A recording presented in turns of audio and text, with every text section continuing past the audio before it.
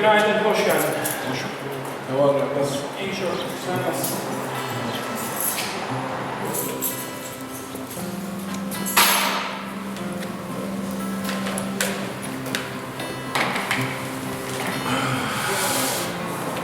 Bu kitap neredeydi?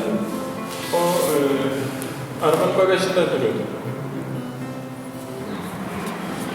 Şimdi müsait bir arada şu kaya resimlerini çalışalım.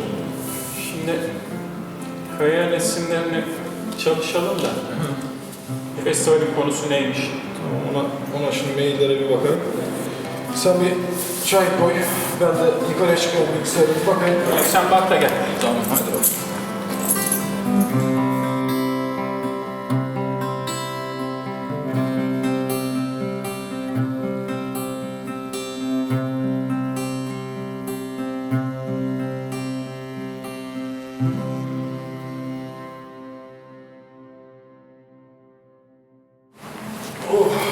Bu senenin konusu neymiş?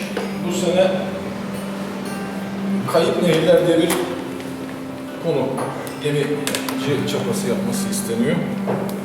Bir müzede sergilenecek. Yani çevrecilik işlenecek bu sene.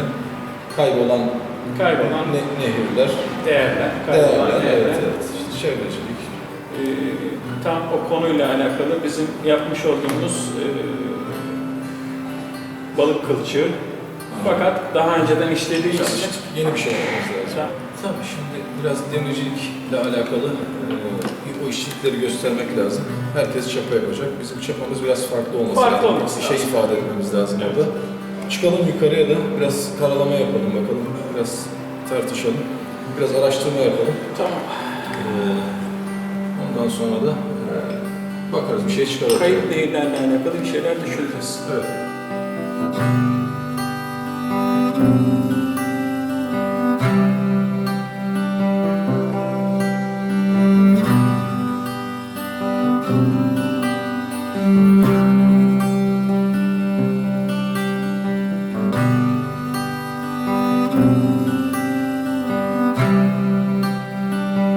Merhaba Yüksel, hoş geldin.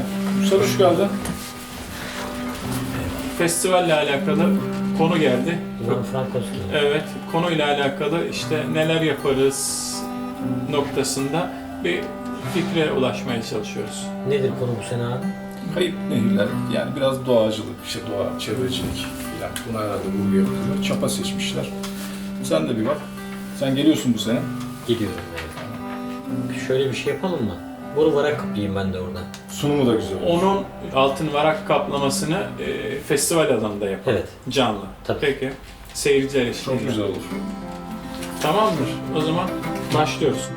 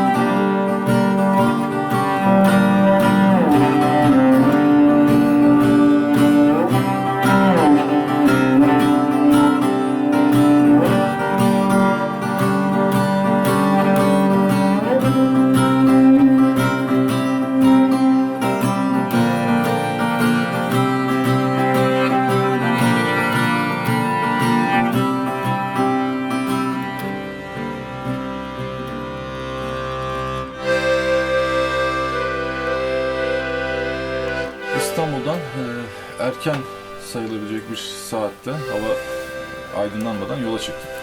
Havaalanına oradan da uzun sayılabilecek bir yolculukla Ivano-Frankivski'ye geldik.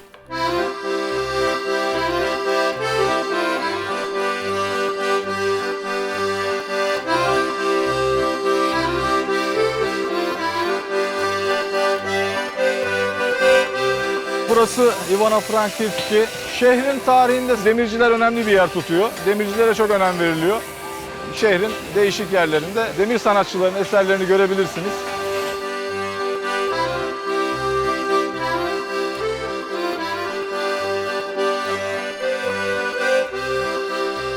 Burada İngiltere'den, Fransa'dan, Almanya'dan, Hollanda'dan, İsrail'den, İtalya'dan, birçok ülkeden demir sanatçısı eserlerini sergiliyor.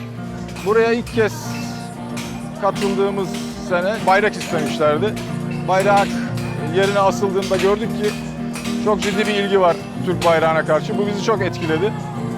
Bizi buraya bağlayan etkenlerden bir tanesi de o oldu. Bu seneki festivalimizin konusu kayıp nehirlerle alakalıydı. Ve bu festivalin ortak bir kararı bir çapa yapmak idi. Biraz daha farklılık, bir renk katmak adına burada bir canlı performans varak çalışması yapacağız. Ekip arkadaşımız Yüksel ile birlikte. İdris ve Orhan arkadaşımız da 1996 yılından beri tanışıklığımız var ve o zamandan bu zamana kadar ortak projelerde yer aldık. 2019 yılında bir farklılık yapalım dedik.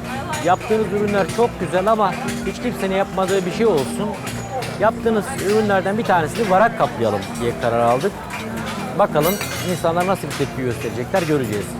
Ekip olarak farklı bir çalışma, bir masterclass yapmayı hedefledik. Bu doğrultuda buradaki öğrencilere yatsı demirden saç örgüsünün nasıl yapılacağını anlatmak adına iyi bir şey olacak. Burada yapılan eserler şehrin değişik yerlerinde sergiye sunuluyor. Bizim iki eserimiz şehir müzesinde şu an sergilenmekte. Bir tanesi Gelibolu'yu işlediğimiz bir çalışma. Bir de uçurtma uçuran çocuk. Kendi yaptığımız bireysel çalışmaların haricinde ortak eserlerimiz de oluyor. Bütün ustaların bir arada çalıştığı eserler oluyor. Bunlar da yine sergileniyor. Burada bir ekip çalışması var. Yani burada bir birliktelik, bütünlük var. Bu birliktelikte işte bazen yeri geldiğinde biz diğer ekip arkadaşlarının çalışmalarına dahil oluyoruz, ortak oluyoruz. Farklı bir şeyler çıkartmaya çalışıyoruz. Yeri geldiğinde o arkadaşlar gelip bizim çalışmalarımıza katkı sağlıyorlar, katkıda bulunuyorlar. Ben 5 senedir buraya gelip gidiyorum birlikte onlarla. Usta-çırak ilişkisi içerisinde ben bir öğrenci olarak, çırak olarak onlarla birlikte çalışıyorum. Usta-çırak ilişkisinin çok önemli olduğunu düşünüyorum. Kendi başlarına kendilerini usta haline getirmiş iki usta Orhan ve İdris. Burada yapılan ortak aktivitede onların dışarıyla iletişimini kuruyorum. Açıkçası burada diğer insanlarla iletişim kurarken vurgulamak istediğimiz dostluk ve barış gibi unsurların aktarılmasında ben de bir miktar hikayeler ekleyerek ve paylaşmak istediğimiz şeylerin arkasına konular yazarak konunun herkes tarafından daha da net anlaşılır olmasını sağlamaya çalışıyorum. Çok başarılı oldukları herkes tarafından sürekli onlara aktarılıyor. Bu iletişimi onlar adına kurup dışarıdan gelen beğeniyi veya yapılan işlerin ne kadar beğenildiğini anlatacak şekilde onlara aktarmak bir anlamda benim işim. Bunu yapmak da çok keyifli oluyor.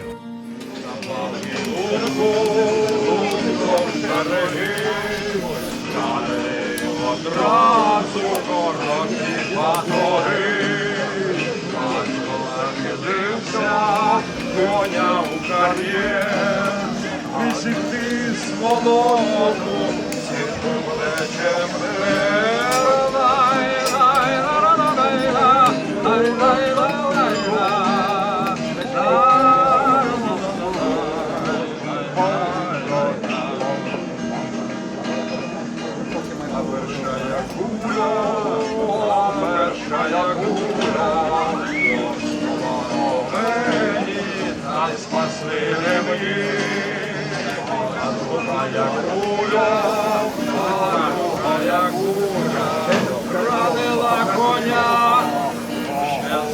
два дня. Любов, братці, любов, братці, жить. З нашим отаманом не приходиться тужить. Третя куля, цінила в мене, мого коня мене, я терпею рвався, то не налякать, тільки дотягнуться, рана смертна чекать.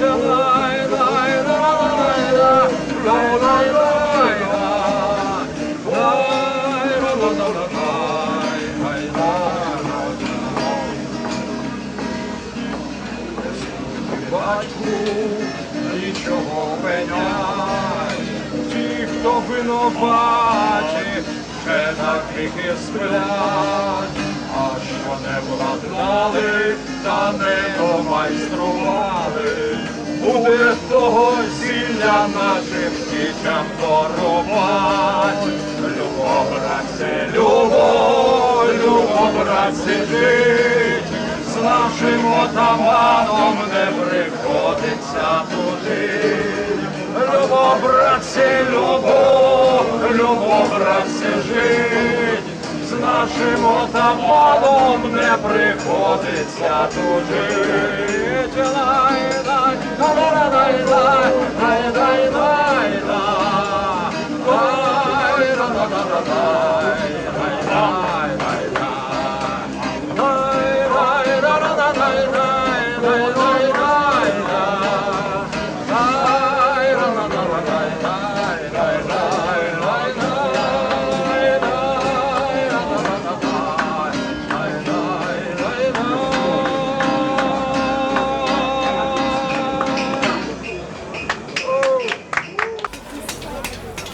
Звати мене Олег, я приїхав зі Львова. Ось ковальству я навчався, це був мій перший вибір, і я навчався спочатку в одному закладі, це коледж Труша, після цього я вирішив продовжити навчання, і це мій вибір впав на Академію мистецтв. Ось ковальство для мене це життя, це метод вираження. В Івано-Франківськ я приїжджаю вже вп'яте. Тут дуже прекрасно, мені завжди тут подобаються нові зустрічі, нові люди. Ось, крім Франківська, я також мандрую по Україні. Це є ковальський фестиваль село Опішня, Полтавська область, а також місто Рівне. Ось. І також є фестиваль ковалів і ножоробів в Миргороді. Ось такі мої мандрівки. Цього року в Івано-Франківську розпочали новий пленер, його назва «Ангели нашого міста». Ось, і я вирішив створити свого ангела, це такий, його назва «Ангел старого міста». Це така стилізована постать, це якби вигляд зверху, план бастіону. Ось, через це така назва. Мене звати Ніка, музичка, я зі Львова. Щодо ковальства, то за освітою я скульптор. Я навчалася на скульптурі, але 4 роки тому відкрила для себе ковальство через Олега, через фестивалі. І, в принципі, скульптура – це об'ємно-просторова пластика з будь-якого матеріалу. Якщо раніше я працювала там з каменем, з бронзою, то тепер це додався ще й метал. І ми це поєднуємо в нашій роботі, тобто в нас є власна кузня і скульптурна майстерня. І я працюю як скульптор, так і коваль. Тобто ці речі для мене якби два в одному. В Франківську я вже вчетверте. Також маю досвід інших ковальських фестивалів по Україні. Ми разом з Олегом були теж в Опішні, в Рівному і в Миргороді. Вже теж роки 4 активно їздимо, цікаво. Щодо скульптури, я виконую також замовлення, ми робимо якісь виставки по скульптурі постійно. Тобто я працюю з каменем, з бронзою, от зараз, наприклад, в мене є з бронзою робота. Але також для себе я стараюсь робити роботи зараз такі на поєднання матеріалів, скажімо, ковальство з каменем, от такі якісь речі. Щодо роботи, ангел старого міста, Олег вже розказав щось про його структуру. Але щоб підкреслити, що він взаємодіє з людьми, це не є якийсь такий абстрактний ангел. От, крім великої фігури, яка нагадує площу, там ще якби таке віконечко затишне, в якому є фігура, яка символізує мешканців міста, якби людину, яку він захищає. Тобто показати оцю взаємодію. Щодо цікавих робіт тут, так, я ще не встигла, чесно кажучи, все побачити, бо хочеться завершити роботу. Але в процесі бачу багато якихось цікавих для себе елементів, моментів. Хочеться подивитись дуже, що з цього вийде насправді.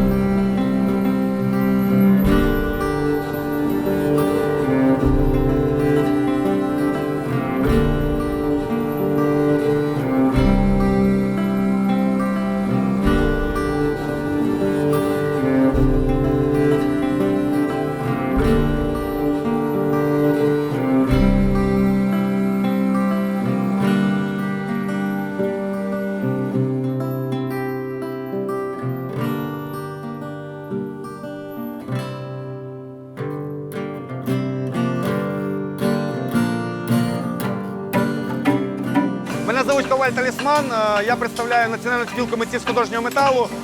Я стою рядышком з президентом спілки, я являюсь віце-президентом нашої спілки та представляю місто Дніпро. Ми їздимо по різним фестивалям, але в Івано-Франківську ми перший раз. Дуже здивовані, дуже зворушливо, дуже круто, драйвово, нам дуже подобається. В дитинстві я дуже багато малював і займався більш такою творчою діяльністю.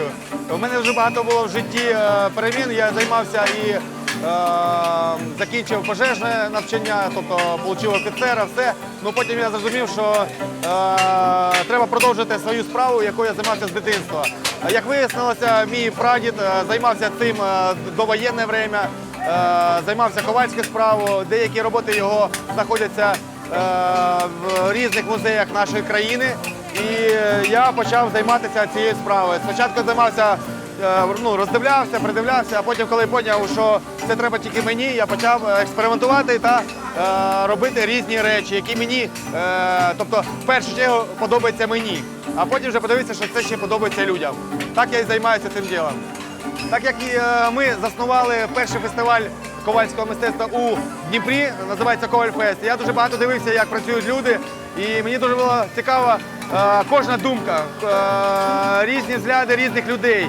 І коли я приїхав сюди і узнав, ми не готувалися до цієї роботи, тобто я узнав, яка тематика, я перший час не знав, що робити. Тобто, у нас там позбирали трошки у поляків заліза, пішли до німців, забрали у них трошки полоси, у бельгійців взяли оцей квадрат, який прикували в круг, тобто трошки вуголку, який вже вживаний, тобто якому ми надихнули друге життя. Це є теж немаловажна мета нашої спілки – давати друге життя різним речам. І я зробив таку думку, виразив свою, що це повинно відтворити нашу країну, в якій ми живемо. Тобто вона, по-перше, повинна бути цілісна, тобто цілісна, гарна, легка та окружена любов'ю. Тобто тут все це зроблено руками з того, що ми знайшли в цьому місці, яке нас привітало, яке нас обігріло, нагодувало. І оце все діяння тих людей, які тут були вокруг мене. Тобто це все завдяки тим людям, які оточують нас.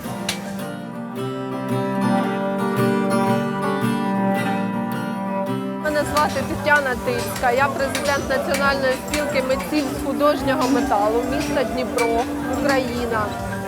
Ковальство – це справа життя мого чоловіка. Це його серце, це його душа, це його вогонь. А так як я його кохаю, це також моя душа, моє серце і мій вогонь. Ми займаємось ковальством більш ніж 15 років.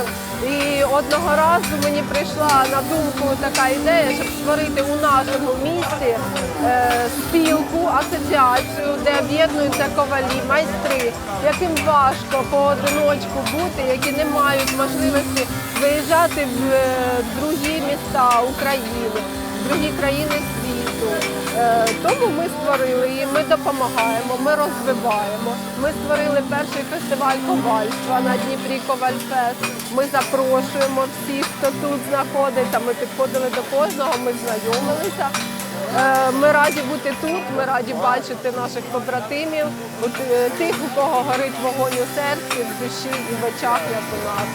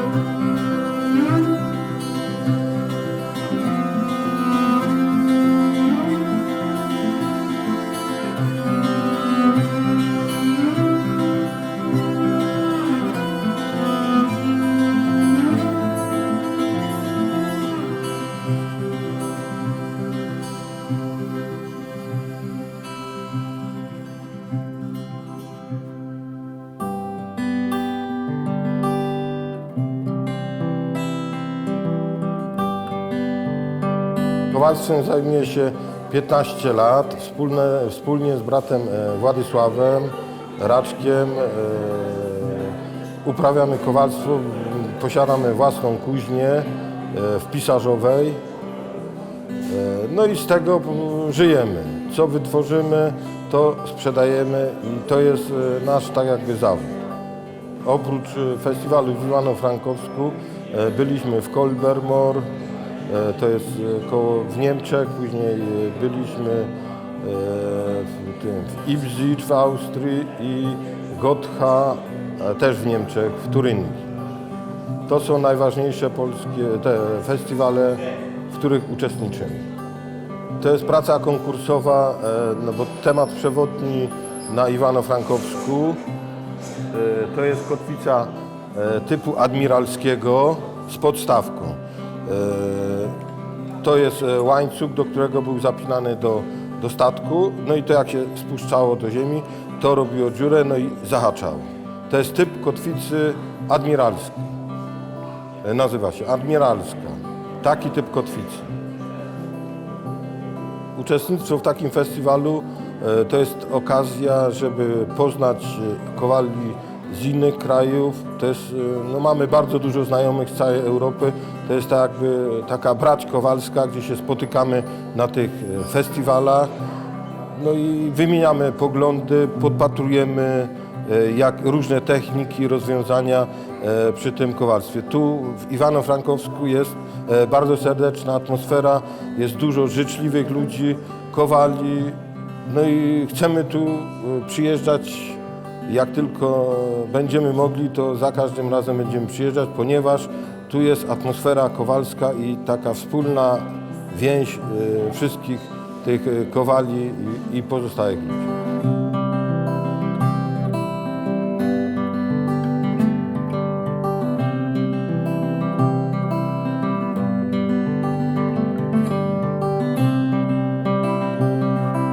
Festivalin bu yılki konusu kayıp nehirlerdi. Bununla ilgili bir çapa yapmamız istendi. Mesajımızı çapa üzerinden verdik. Bir gövde oluşturduk, çapa gövdesi. Halkasını biraz büyük yaptık. Buraya bir barış işareti yerleştirdik. Bu barış işaretine de çeşitli figürler oluşturduk. Perçinlerle birleştirmemizi yaptık ve çeşitli demircilik hünerlerini uyguladık eserimizin üzerinde ve buna verdiğimiz önemi daha iyi anlatmak açısından da bunu altın varakla kaplamış olduk.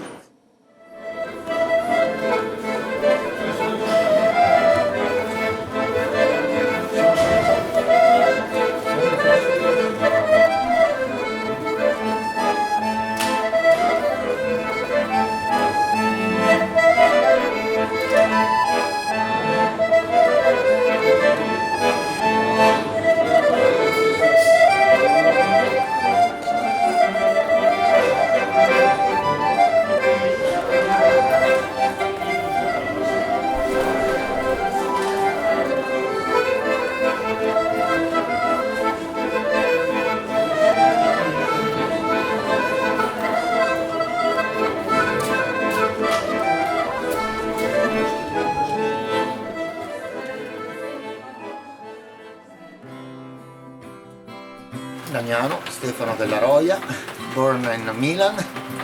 Now I live in Milan. I have my little workshop and things was good. I like. I started when I was 21. Now I have 41. And I was in Italy, in a little town close of Modena. I've studied Academy of Beauty Arts and sculpture, but I've stopped it because I don't like too much.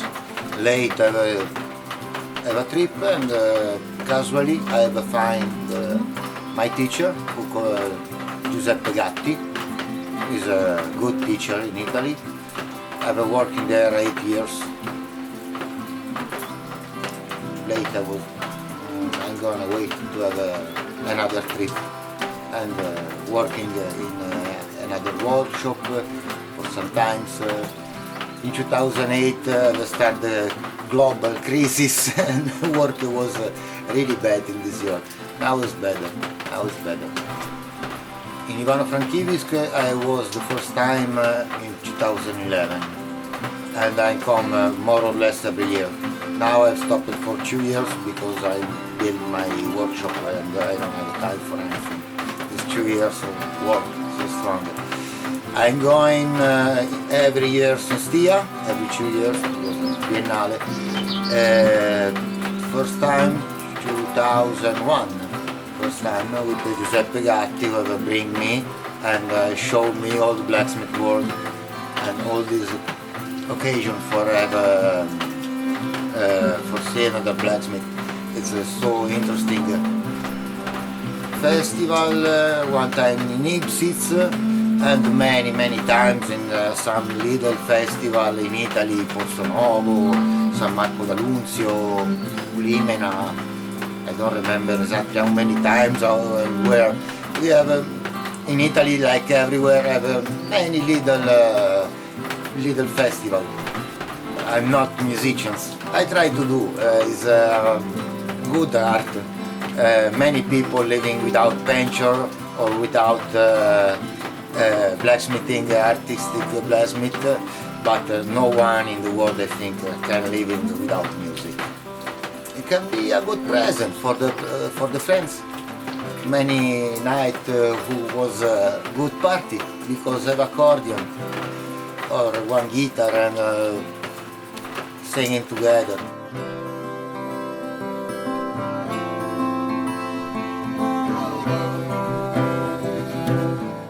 Меня зовут Юрий, фамилия Саркисян. Родился я в городе Баку.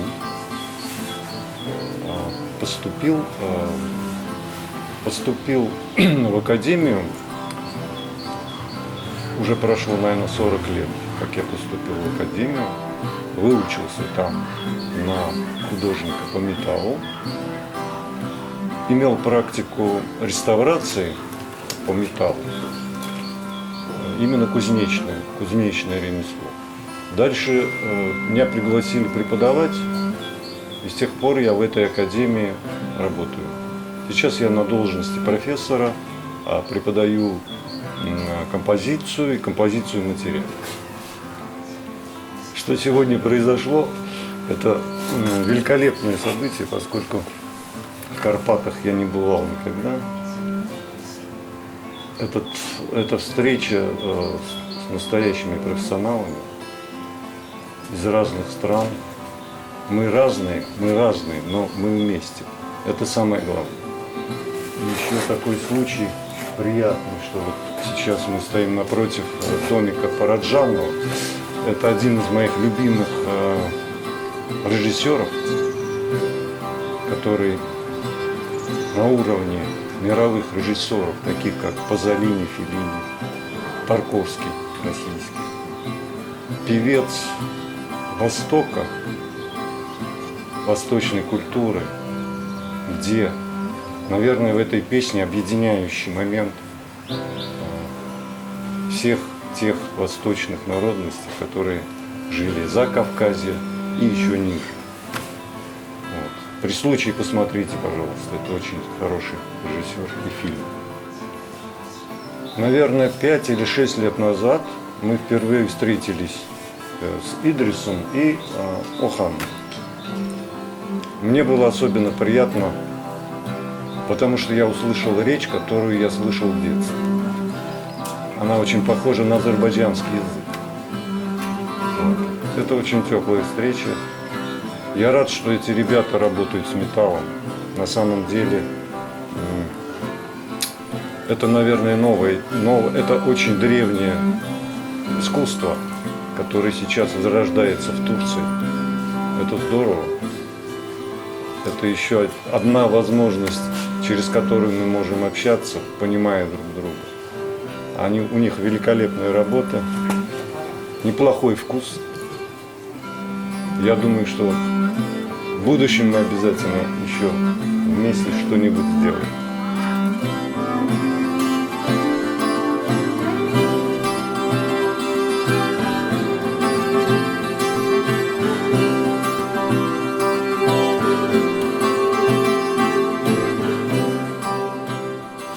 This year we have our 16th festival, so we start 2015 2003 as a local festival with some Smiths we found in that time.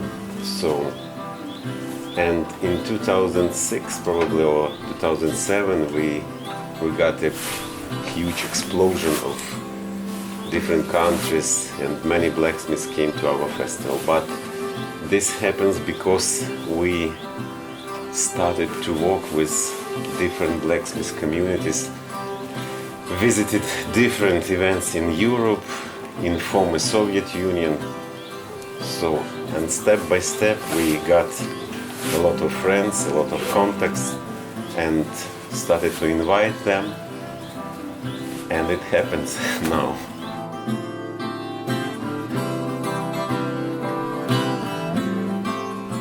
Bu yılki çalışmamızın adı Dostluğa Çapa Atmaktı. Dostluğa demir atmak. Çalışmamızı yaptık. Arkadaşlarımızın hazırladığı bir belgesel film gösterimi yaptık. Ardından da bir masterclass'la yassılamadan saç örgüsünün nasıl yapıldığını gösterdik. Belgesel çalışmamız ödül aldı. Çalıştık, yorulduk ve dinlenmek için de Karpat Dağları'na istirahat etmek için buraya geldik. Diğer ülke sanatçılarıyla da burada kaynaşmak, tanışmak için iyi bir imkan sunuyor burası. Bu sene festivalde farklı bir etkinlik yapmak istedik. Bir masterclass çalışması yapmak istedik. Öğrencilere yassılamadan saç örgüsünün nasıl yapılabileceğini anlatmaya ve uygulamalı olarak göstermeye çalıştık. Herhalde başarılı olduk. Etkilenildi ve güzel bir organizasyon oldu. Şu an Karpat Dağları'nda muhteşem bir doğanın içerisinde vakit geçiriyoruz, stres atıyoruz, festivalin değerlendirmelerini yapıyoruz. Somehow via internet connected, and the first time Idris and Orhan Savaş came to our festival, and we started to have a dialogue, to connect each other, and this is a very interesting history how these two blacksmiths, they changed their mind in a way of art. In each festival they come, they shared to everybody very interesting thing and very interesting invention. So for me it's good to see how we influence to some blacksmiths to develop this blacksmith art and share it in the world. So I like this team very much.